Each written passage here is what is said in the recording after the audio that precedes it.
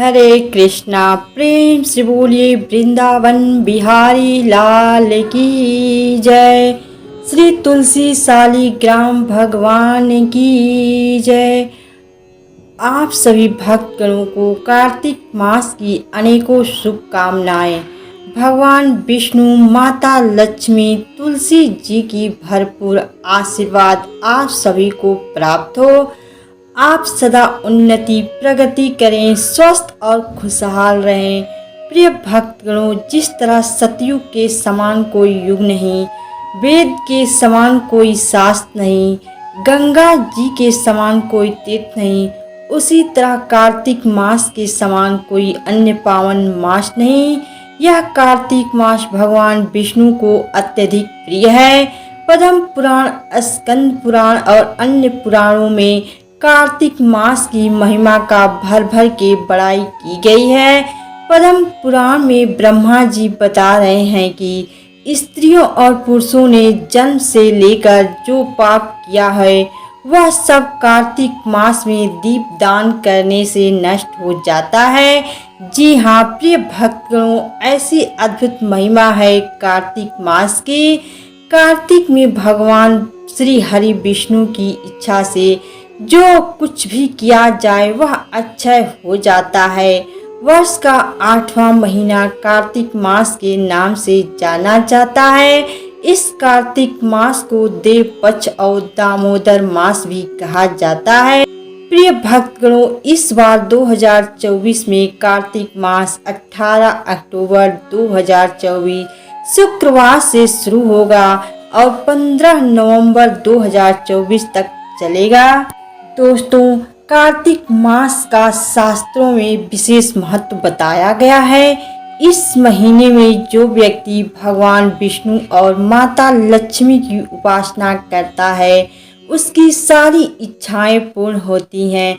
साथ ही कार्तिक मास में कार्तिक महात्म्य का पाठ जरूर सुनना चाहिए। तो दोस्तों, आइए हम कार्तिक मास महात्म्य का पहला अध्याय शुरू करते हैं। दोस्तों, इससे पहले यदि आप चैनल पर नए हैं तो कृपया चैनल को सब्सक्राइब करके बेल आइकन को प्रेस कर लीजिए, जिससे आप सदैव सनातन धर्म से जुड़े रहेंगे।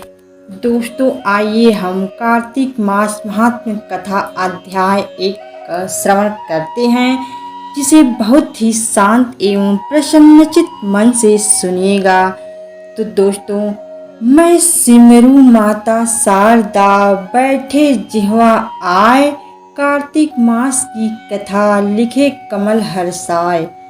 नैमिषारण्य तीर्थ में सूत जी ने 88,000 सनकादि ऋषियों से कहा, अब मैं आपको कार्तिक मास की कथा विस्तार पूर्वक सुनाता हूँ, जिसका श्रवण करने से मनुष्य के सभी पाप नष्ट हो जाते हैं और अंत समय में वैकुंठ धाम की प्राप्ति होती है।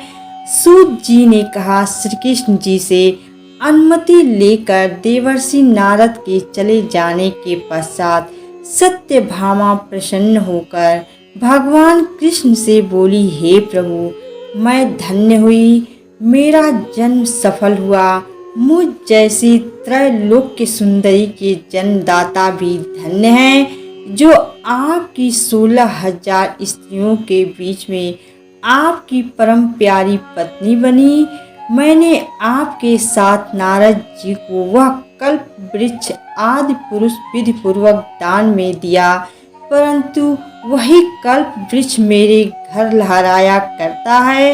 यह बात मृत्यु लोक में किसी स्त्री को ज्ञात नहीं है।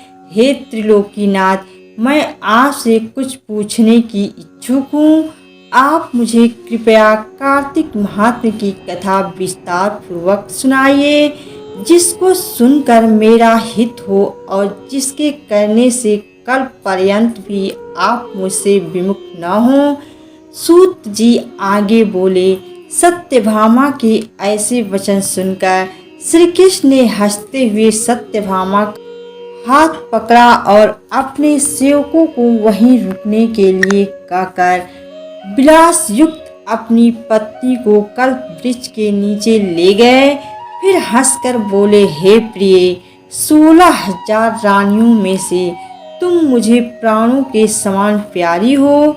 तुम्हारे लिए मैंने इंद्र एवं देवताओं से विरोध किया था। हे कांते, जो बात तुमने मुझसे पूछी है उसे सुनो। एक दिन मैंने तुम्हारी इच्छा पूर्ति के लिए गरुड़ पर सवार होकर इंद्रलोक जाकर कल्प वृक्ष मांगा। इंद्र द्वारा मना किए जाने पर इंद्र एवं गरुड़ में घोर संग्राम हुआ और गौ लोक में भी गरुड़ जी गौओं से युद्ध किया। गरुड़ की चोट से उनके कान एवं पूंछ कटकर गिरने लगे, जिससे 3 वस्तुएं उत्पन्न हुई। कान से तमाकू, पूंछ से गोभी और रक्त से मेहंदी बनी। इन तीनों का प्रयोग करने वाले को मोक्ष नहीं मिलता। तब गौओं ने भी क्रोधित होकर गरुड़ पर वार किया, जिससे उनके 3 पंख टूटकर गिर गए। इनके पहले पंख से नीलकंठ, दूसरे से मोर और तीसरे से चकवा चकवी उत्पन्न हुए। हे प्रिय, इन तीनों का दर्शन करने मात्र से ही शुभ फल प्राप्त हो जाता है। यह सुनकर सत्यभामा ने कहा, हे प्रभु, कृपया मुझे मेरे पूर्व जन्मों के विषय में बताइए कि मैंने पूर्व जन्म में कौन कौन से दान, व्रत व जप नहीं किए हैं। मेरा स्वभाव कैसा था, मेरे जन्मदाता कौन थे और मुझे मृत्यु लोक में जन्म क्यों लेना पड़ा। मैंने ऐसा कौन सा पुण्य कर्म किया था जिससे मैं आपकी अर्धांगिनी हुई। श्री कृष्ण जी ने कहा, हे प्रिय, अब मैं तुम्हारे द्वारा पूर्व जन्म में किए गए पुण्य कर्मों को विस्तार पूर्वक कहता हूँ, उसे सुनो। पूर्व समय में सतयुग के अंत में मायापुरी में अत्रि गोत्र में वेदांत का ज्ञाता देव शर्मा नामक एक ब्राह्मण निवास करता था।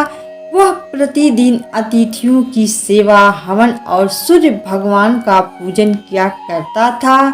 वह सूर्य के समान तेजस्वी था। वृद्धावस्था में उसे गुणवती नामक कन्या की प्राप्ति हुई।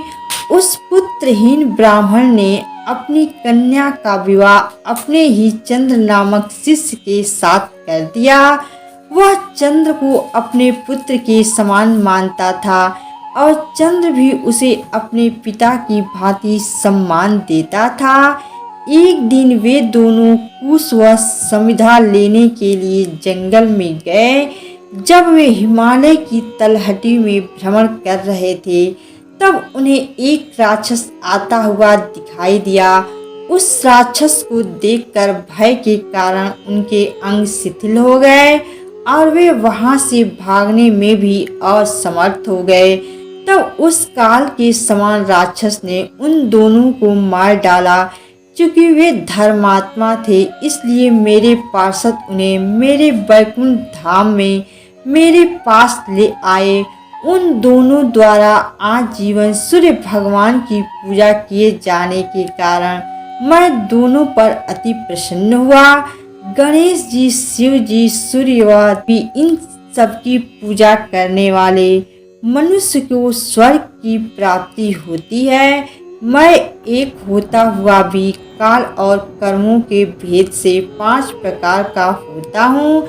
जैसे एक देवदत्त, पिता, भ्राता आदि नामों से पुकारा जाता है।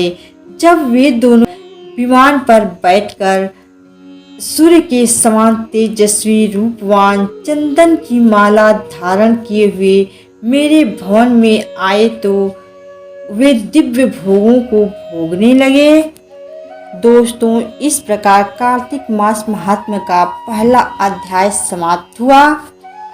नमस्कार दोस्तों, यह कथा आप लोगों को कैसी लगी कमेंट करके ज़रूर बताएं तथा वीडियो को लाइक और अभी तक चैनल को सब्सक्राइब नहीं किया है तो कृपया चैनल को सब्सक्राइब कर लीजिए। सदैव आपके ऊपर भगवान विष्णु जी की कृपा बनी रहे। ओम नमो भगवते वासुदेवाय। प्रेम से बोलिए विष्णु भगवान की जय, तुलसी माता की जय।